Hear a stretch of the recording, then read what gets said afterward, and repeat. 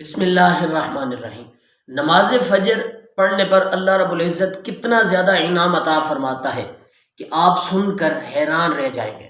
اگر آپ فجر کی نماز نہیں پڑھتے، سوتے ہوئے وقت ضائع کر دیتے ہیں، تو یقیناً یہ ویڈیو دیکھنے کے بعد، یہ معلومات جاننے کے بعد، آپ کبھی بھی فجر کی نماز قضا نہیں ہونے دیں گے کہ اللہ رب العزت نے کتنا زیادہ اجر اور کتنے زیادہ انعام اور کتنی زیادہ برکت اس فجر کی نماز میں رکھی ہے۔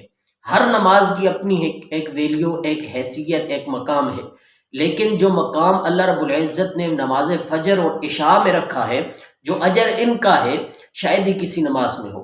تو آئیے جانتے ہیں کہ اللہ رب العزت نے نماز فجر پڑھنے پر کتنا زیادہ اجر اور انعام دے رکھا ہے۔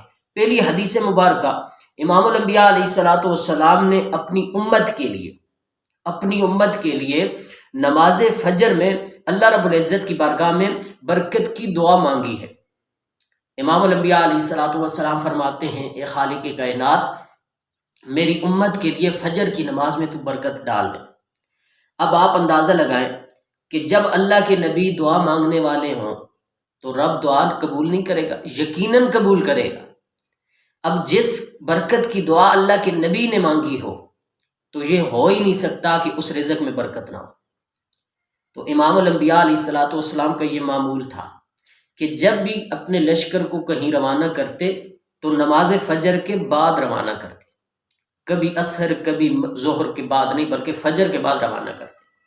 اس کے بعد دوسری حدیث مبارکہ ہے، امام الانبیاء علیہ الصلوۃ والسلام فرماتے ہیں، جس نے عشاء کی نماز جماعت کے ساتھ ادا کی اور فجر کی نماز جماعت کے ساتھ ادا کی، حضور فرماتے ہیں گویا اس نے ساری رات قیام میں گزار دی۔ سبحان اللہ! رات کی نماز، عشاء کی نماز جماعت کے ساتھ اور فجر کی نماز جماعت کے ساتھ جس نے ادا کی، وہ ساری رات نماز پڑھتا رہا، وہ ساری رات اللہ کی عبادت کرتا رہا۔ سبحان اللہ! رات کی نماز آپ جماعت کے ساتھ پڑھیں، فجر کی نماز جماعت کے ساتھ پڑھیں، اور یہ کنفرم صحیح مستند حدیث مبارکہ ہے۔ امام الانبیاء فرماتے ہیں گویا وہ شخص ساری رات قیام کرتا رہا، اللہ کی عبادت کرتا رہا۔ اس کے بعد تیسری حدیث مبارکہ ہے، امام الانبیاء فرماتے ہیں تمہارے پاس دن اور رات کے فرشتے آتے ہیں، یہ فجر اور عصر میں جمع ہوتے ہیں۔ اللہ جانتا ہے کہ میرے بندے کیا کر رہے ہیں، لیکن اللہ ان فرشتوں کو بھیجتا ہے، جاؤ دیکھو میرے بندے کیا کر رہے ہیں۔ جب بندے آتے ہیں، بندہ فجر کی نماز پڑھ رہا ہوتا ہے، عصر کی نماز پڑھ رہا ہوتا ہے، وہ فرشتے اللہ کی بارگاہ میں جاتے ہیں، جا کر عرض کرتے ہیں، یا رب کائنات، وہ تو تیری بارگاہ میں نماز پڑھ رہا تھا، وہ تو تیری عبادت کر رہا تھا۔ اللہ فرماتے ہیں فرشتوں گواہ ہو جاؤ، یہی بندہ میرے نبی کا امتی جس کو فجر کی نماز کے ساتھ اور باقی نمازوں کے ساتھ محبت ہے، اس کی یہی محبت، یہی اس کی عبادت اس کو جنت لے جائے۔ سبحان اللہ! اس کے بعد اگلی چوتھی حدیث مبارکہ، امام الانبیاء علیہ الصلوۃ والسلام فرماتے ہیں کہ فجر کی دو سنت دنیا اور دنیا میں جو کچھ ہے اس سب سے بڑھ کر ہے۔ اللہ کے نبی فرماتے ہیں فجر کی کتنی رکعتیں ہیں؟ 2 رکعت سنت اور 2 فرض ہیں۔ اللہ کے نبی فرماتے ہیں جو 2 سنت ہے دنیا میں جو کچھ ہے اس سب سے بڑھ کر ہے۔ سبحان اللہ! اس کے بعد اگلی حدیث مبارکہ ہے، امام الانبیاء فرماتے ہیں جس نے بردین یعنی ٹھنڈک والی 2 نمازیں، اب ٹھنڈک والی 2 نمازیں کون سی ہیں؟ فجر اور عشاء، صبح کی نماز اور رات کی نماز۔ حضور فرماتے ہیں جس نے فجر اور نماز عشاء ان کو باقاعدگی کے ساتھ ادا کیا، وہ جنت میں جائے گا۔ سبحان اللہ!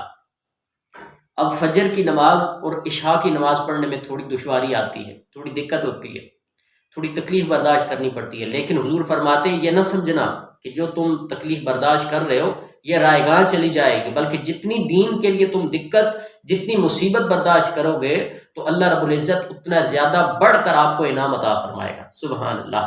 اس کے بعد چھٹی حدیث مبارکہ ہے، آج کی اس ویڈیو کی آخری حدیث ہے، حضور فرماتے ہیں صحیح مسلم کی حدیث ہے، جس نے صبح کی نماز با جماعت ادا کی وہ شخص اللہ کے ذمہ یعنی اللہ کی حفاظت میں چلا جائے گا۔ صحیح مستند حدیث مبارکہ، حضور فرماتے ہیں جس نے فجر کی نماز جماعت کے ساتھ ادا کی تو وہ اللہ کے ذمہ ہو جائے گا۔ اب فجر کی نماز نہ پڑھیں، عبادت کے ساتھ دن نہ شروع کریں، اب سارا دن بندہ پھرتا رہے، اگر لاکھوں بھی کما کے گھر میں لے آئے تو اس میں برکت نہیں ہوگی۔ وجہ کیا ہے کہ ہمارے نبی نے فرمایا کہ برکت اس چیز میں ہوتی ہے جو اللہ کے نام کے ساتھ، اللہ کی عبادت، اللہ کے ذکر کے ساتھ جو رزق شروع کیا جائے۔ اب جو ہم رزق ڈھونڈتے ہیں اس میں اگر اللہ کا نام لے کر نہ شروع کریں گے تو برکت کیسے آئے گی؟ وقتی طور پر ہمیں سکون مل جائے گا لیکن اس میں برکت نہیں ہوگی۔ اللہ تبارک و تعالی ہمیں نماز فجر اور باقی جو نمازیں ہیں ان کو باقاعدگی کے ساتھ مستقل ادا کرنے کی اللہ توفیق عطا فرمائے۔ مزید ایسی ہی اچھی ویڈیوز دیکھنے کے لیے ہمارے چینل کو سبسکرائب کریں، ہمارا ساتھ دیں۔ اللہ تبارک و تعالی ہم سب کا حامی و ناصر ہو۔ جزاک اللہ۔